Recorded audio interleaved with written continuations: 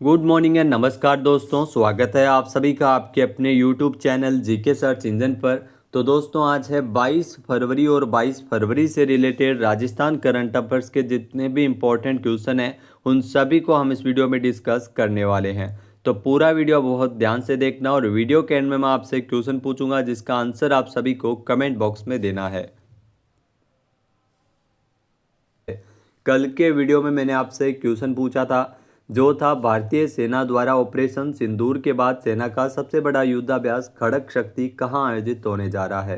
तो इसका आयोजन बीकानेर में किया जाएगा, यानी कि ए ऑप्शन यहाँ पर बिल्कुल सही था। जिन दोस्तों ने ए ऑप्शन कमेंट बॉक्स में सही जवाब दिया था उनको हार्दिक शुभकामनाएं।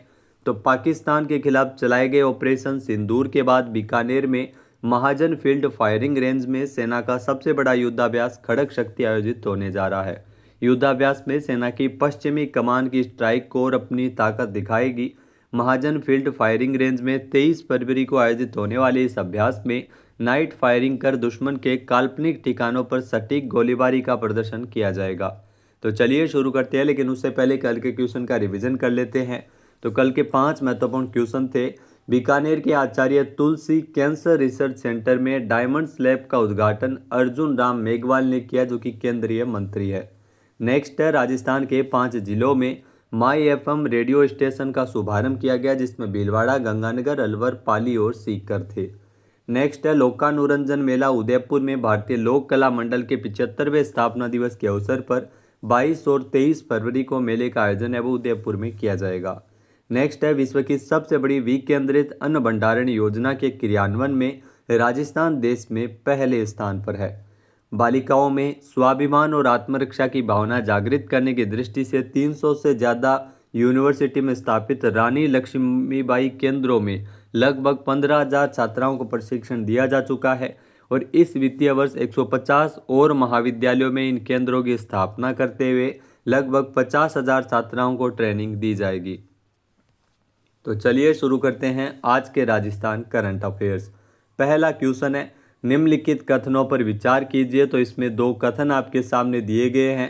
पहला कथन है कि अलवर में 3 लाख लीटर प्रतिदिन क्षमता का जो मिल्क प्रोसेसिंग प्लांट है वो खोले जाने को लेकर 200 करोड़ रुपये व्यय किए जाएंगे, जो बिल्कुल सत्य कथन दिया गया है। अलवर में लगभग 3 लाख लीटर प्रतिदिन क्षमता का मिल्क प्रोसेसिंग प्लांट खोला जाएगा। नेक्स्ट है, 12 और सिरोही में 50,000 लीटर प्रतिदिन क्षमता के मिल्क प्रोसेसिंग प्लांट के लिए 100 करोड़ रुपये खर्च किए जाएंगे। तो 12 और सिरोही जिले में जहां पर 50,000 लीटर प्रतिदिन क्षमता के मिल्क और प्रोसेसिंग प्लांट खोले जाएंगे, तो ये भी बिल्कुल सही है। इसमें दोनों ही कथन यहाँ पर सत्य दिए गए हैं। ए ऑप्शन यहाँ पर बिल्कुल सही हो जाएगा। आइए जानते हैं इंपॉर्टेंट फैक्ट्स। तो राजस्थान में दूध उत्पादन प्रोसेसिंग कैपेसिटी को विकसित राजस्थान 2047 तक वर्तमान 52 लाख लीटर प्रतिदिन ये क्षमता है, ये भी आपको ध्यान में रखना है। इसे 2047 तक बढ़ाकर 52 लाख से 200 लाख लीटर प्रतिदिन करने का लक्ष्य निर्धारित किया गया। सीधा सीधा क्वेश्चन एग्जाम में पूछा जा सकता है। इसके अलावा अलवर जिले में 3 लाख लीटर प्रतिदिन क्षमता का मिल्क प्रोसेसिंग प्लांट खोलने के लिए 200 करोड़ रुपए का बजट है। 12 और सिरोही में 50,000 लीटर प्रतिदिन क्षमता के मिल्क प्रोसेसिंग प्लांट के लिए 100 करोड़ का बजट निर्धारित किया गया है। डेयरी सेक्टर के विस्तार के लिए 2,000 करोड़ के कॉर्पस फंड की घोषणा भी बजट में की गई है। तो इतनी जानकारी आपके लिए महत्वपूर्ण है। नेक्स्ट है, निम्नलिखित कथनों पर विचार कीजिए। 2 कथन इसमें दिए गए हैं। पहला कथन है कि बांसवाड़ा डूंगरपुर में सुविधा युक्त ब्लैक यार्ड पोल्ट्री के जो 35 महिला शक्ति पोल्ट्री समूह स्थापित किए जाएंगे, जो बिल्कुल सत्य कथन दिया गया है। बांसवाड़ा और डूंगरपुर में स्थापित किए जाएंगे। इसके अलावा प्रत्येक समूह को 5 लाख रुपए का अनुदान मिलेगा। तो यहाँ पर यह गलत है। जो प्रत्येक महिला शक्ति पोल्ट्री समूह को इसमें 10 लाख रुपए का अनुदान दिया जाएगा, न कि 5 लाख का। तो यहाँ पर दूसरा गलत है। केवल कथन एक ही यहाँ पर सत्य दिया गया है। बी ऑप्शन यहाँ पर बिल्कुल सही है। आइए जानते हैं इंपॉर्टेंट फैक्ट्स। तो राजस्थान में प्रतापगढ़, बांसवाड़ा, डूंगरपुर, चित्तौड़गढ़ और सिरोही, जालोर और पाली इन जिलों में सुविधा युक्त ब्लैक यार्ड पोल्ट्री के 35 महिला शक्ति पोल्ट्री समूह स्थापित किए जाएंगे, जिसके तहत प्रत्येक समूह को 10 लाख रुपए का अनुदान दिया जाएगा। मुख्य उद्देश्य क्या है कि जो ग्रामीण महिलाओं को आत्मनिर्भर बनाया जाए और पोल्ट्री व्यवसाय को बढ़ावा दिया जाए। नेक्स्ट है, केंद्रीय संस्कृति एवं पर्यटन मंत्री गजेंद्र सिंह शेखावत 22 फरवरी को भारत की विश्व विरासत राजस्थान प्रदर्शनी का उद्घाटन कहाँ करेंगे? तो इस प्रदर्शनी का उद्घाटन राजस्थान की राजधानी जयपुर में किया जाएगा, यानी कि सी ऑप्शन यहाँ पर बिल्कुल सही है। आइए जानते हैं इम्पोर्टेंट फैक्ट्स।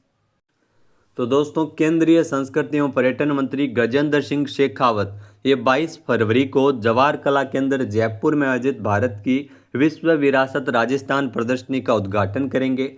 प्रदर्शनी का उद्देश्य राजस्थान की समृद्ध सांस्कृतिक परंपरा, ऐतिहासिक धरोहर और विश्व विरासत स्थलों को आमजन के सामने प्रस्तुत करना है। इसमें राजस्थान के उन स्थलों और विरासत स्थलों को विशेष रूप से प्रदर्शित किया गया है जिन्हें यूनेस्को द्वारा विश्व धरोहर का दर्जा प्राप्त है। इसी के साथ ही राजस्थान के इतिहास, लोक परंपरा से जुड़ी प्रमुख हस्तियों को भी इस प्रदर्शनी में स्थान दिया गया, जिसमें रानी पद्मिनी, मीराबाई, महाराणा प्रताप, महाराणा कुंभा जैसी महान विभूतियों के जीवन पर योगदान को चित्रों और विवरण के माध्यम से दर्शाया जाएगा। नेक्स्ट क्वेश्चन है, निम्नलिखित कथनों पर विचार कीजिए। तो इसमें 2 कथन आपके सामने दिए गए हैं। पहला है कि प्रदेश में Rajasthan home stay paying guest house योजना 2026 को तत्काल प्रभाव से लागू किया गया, जो बिल्कुल सत्य कथन दिया गया है। राजस्थान में Rajasthan home stay paying guest house योजना 2026 लागू की गई है। नई व्यवस्था के अनुसार राज्य के निवासी अपने घर या संपत्ति के कुछ कमरों को पर्यटकों के ठहरने के लिए उपलब्ध करा सकेंगे, तो ये भी सुविधा इसमें प्रदान की गई है। इसमें सभी कथन सत्य है, कथन 1 व 2 यहाँ पर सत्य दिए गए हैं। सी ऑप्शन यहाँ पर बिल्कुल सही हो जाएगा। आइए जानते हैं इम्पोर्टेंट फैक्ट्स। तो राजस्थान के मुख्यमंत्री भजन लाल शर्मा के नेतृत्व में राज्य सरकार ने ईज ऑफ डूइंग बिजनेस और ईज ऑफ लिविंग की अवधारणा को जमीनी स्तर पर लागू करते हुए पर्यटन के क्षेत्र में एक बड़ा कदम उठाया है। यह इसके तहत राजस्थान में Rajasthan home stay paying guest house योजना 2026 को तत्काल प्रभाव से लागू कर दिया गया है। योजना के तहत होम स्टे खोलने की प्रक्रिया को पहले की तुलना में अधिक सरल, तेज और किफ़ायती बनाया गया है। अब सिंगल विंडो सिस्टम, कम दस्तावेज और आसान पंजीकरण की सुविधा इसमें उपलब्ध होगी। नई व्यवस्था के अनुसार राज्य के निवासी अपने घर या संपत्ति के कुछ कमरों को पर्यटकों के ठहरने के लिए उपलब्ध करवा सकेंगे। नेक्स्ट है, नए आंकड़ों के अनुसार अंता विधानसभा क्षेत्र को छोड़कर राज्य की 199 सीटों पर कुल मतदाताओं की संख्या लगभग कितने करोड़ तक पहुंच गई है? तो अंता में किस तकनीकी कारणों से इसके आंकड़े बाद में जारी किए जाएंगे। 199 सीटों पर जो निर्वाचन विभाग की ओर से जो मतदाताओं की संख्या लगभग अगर बात करें तो राजस्थान में 5.15 करोड़ तक पहुंच गई है। बी ऑप्शन यहाँ पर बिल्कुल सही है। आइए जानते हैं इम्पोर्टेंट फैक्ट्स। तो चुनाव आयोग ने 21 फरवरी को विशेष गहन पुनरीक्षण SIR 2026 की जो प्रक्रिया को सफलतापूर्वक पूरा करते हुए मतदाता सूचियों का अंतिम प्रकाशन किया है 21 फरवरी को। नए आंकड़ों के अनुसार अंता विधानसभा क्षेत्र को छोड़कर राज्य की 199 सीटों पर कुल मतदाताओं की संख्या लगभग 5.15 करोड़ तक पहुंच गई है। इसके अलावा अगर बात करें तो 5,15,29,929 है। अंतिम सूची में 2.69 करोड़ पुरुष है और 2.45 करोड़ महिलाएं हैं और 562 ट्रांसजेंडर मतदाता शामिल है। ये आंकड़े आपके लिए काफ़ी अहम है। दिसंबर 2025 में जारी प्रारूप सूची की तुलना में इस बार 10.48 लाख नए नाम जुड़े हैं राजस्थान में मतदाताओं के, जो कि 2.08% की शुद्ध वृद्धि को भी दर्शाता है। ये विशाल अभियान SIR का 27 अक्टूबर 2025 से 21 फरवरी 2026 के बीच चलाया गया था। अब बात करते हैं दोस्तों राजस्थान इकोनॉमी सर्वे 2025-26 से जुड़े कुछ महत्वपूर्ण बिंदु के बारे में। तो राजस्थान आर्थिक समीक्षा 2025-26, इसमें आपको सकल राज्य घरेलू उत्पाद का ध्यान रखना है। सकल राज्य घरेलू उत्पाद यानी GSDP स्थिर और प्रचलित कीमतों पर, स्थिर कीमतों पर लगभग 9.82 लाख करोड़ यानी 9,81,807 करोड़ रुपए है स्थिर कीमतों पर सकल राज्य घरेलू उत्पाद।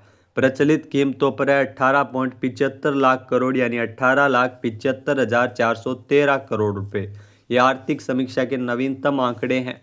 सकल राज्य घरेलू उत्पाद वृद्धि दर की अगर बात करें तो वृद्धि दर कितनी रही है? स्थिर कीमतों पर 8.66% की और प्रचलित कीमतों पर 10.24% की वृद्धि दर है वो दर्ज की गई है। सकल राज्य मूल्यवर्धन में क्षेत्रवार योगदान एग्जाम में जरूर पूछा जाता है। स्थिर और प्रचलित कीमतों पर आपको योगदान ध्यान में रखना है। कृषि का स्थिर कीमतों पर 25.33% है, जबकि प्रचलित मूल्यों पर 25.74% है। उद्योग का 28.21% है, जबकि प्रचलित कीमतों पर 26.55% है। सेवा क्षेत्र का 46.46 आपको याद रखना है स्थिर कीमतों पर, और 47.71 है वो सेवा क्षेत्र का प्रचलित कीमतों पर है। सबसे ज़्यादा सेवा क्षेत्र का होता है और सबसे कम ध्यान रखना कृषि क्षेत्र का है। प्रति व्यक्ति आय स्थिर कीमतों पर 2011-12 की जो कीमत है उस पर प्रति व्यक्ति आय 1,03,189 रुपये है, और प्रचलित कीमतों पर 2,02,349 रुपये प्रति व्यक्ति आय है। प्रति व्यक्ति आय में वृद्धि दर की अगर बात करें तो स्थिर कीमतों पर 7.76% की वृद्धि हुई है, प्रचलित कीमतों पर 9.32% की वृद्धि हुई है। इसके अलावा शुद्ध राज्य घरेलू उत्पाद की अगर बात करें तो ये भी एग्जाम में आता है। स्थिर कीमतों पर 8,59,333 करोड़ रुपए है, और प्रचलित कीमतों पर 16,85,118 करोड़ रुपए शुद्ध घरेलू उत्पाद है। ये उतना इम्पोर्टेंट नहीं है, लेकिन फिर भी एग्जाम में पूछ लिया जाता है। अब दोस्तों अगर बात करें सूजस क्विज की, तो सूजस ने हर दिन 5 इम्पोर्टेंट क्विज यानी प्रश्नोत्तरी शुरू की है, तो उसके क्वेश्चन भी आपको रिवाइज करवा देते हैं। तो राजस्थान बजट 2026-27 के अनुसार राजस्थान में प्रारंभिक शिक्षा के लिए कुल कितनी राशि का प्रावधान किया गया है? तो प्रारंभिक शिक्षा के लिए राजस्थान बजट 2026-27 के अनुसार टोटल अगर बात करें तो 21,646 करोड़ रुपए का प्रावधान इसमें किया गया है। बी ऑप्शन यहाँ पर बिल्कुल सही हो जाएगा। नेक्स्ट है आर्थिक समीक्षा 2025-26 के अनुसार राजस्थान में प्राथमिक स्तर पर ड्रॉप आउट रेट, जो स्कूलों से ड्रॉप आउट रेट है वो 7.6% से घटकर कितनी रह गई है? तो 3.6% रह गई है। सी ऑप्शन इस क्वेश्चन का बिल्कुल सही है। नेक्स्ट है राजस्थान बजट 2026-27 में मेधावी विद्यार्थियों को टैबलेट या लैपटॉप खरीदने के लिए ई वाउचर राशि के माध्यम से कितनी सहायता राशि दी जाएगी? 20,000 रुपये दिए जाएंगे। सी ऑप्शन यहाँ पर बिल्कुल सही है। नेक्स्ट है निःशुल्क साइकिल वितरण योजना के तहत आगामी वर्ष में कितनी बालिकाओं को इसमें लाभान्वित करने का लक्ष्य रखा गया? तो 3.90 लाख बालिकाओं को लाभान्वित करने का लक्ष्य है वो इस वित्तीय वर्ष रखा गया है। नेक्स्ट है राजस्थान बजट 2026-27 में स्कूल ऑन व्हील्स नवाचार, जो स्कूल ऑन व्हील्स नवाचार शुरू किया गया है किन बच्चों के लिए ये पहल है? तो घुमंतु और अर्ध घुमंतु समुदाय के जो बच्चे हैं उनके लिए ये पहल है। सी ऑप्शन इस क्वेश्चन का बिल्कुल सही है। अब बात करते हैं आज के हमारे क्विज के, जिसका आंसर आप सभी को कमेंट बॉक्स में देना है। तो आज का क्विज है राजस्थान में इस वित्तीय वर्ष रानी लक्ष्मीबाई केंद्रों में कितनी छात्राओं को ट्रेनिंग मिलेगी? एक बार फिर से सुनिएगा, राजस्थान में इस वित्तीय वर्ष रानी लक्ष्मीबाई केंद्रों में कितनी छात्राओं को ट्रेनिंग मिलेगी? तो यहाँ पर इस सही आंसर आपको कमेंट बॉक्स में देना है। वीडियो आपको कैसा लगा कमेंट करके ज़रूर बताइएगा। जय हिंद, जय भारत, जय राजस्थान।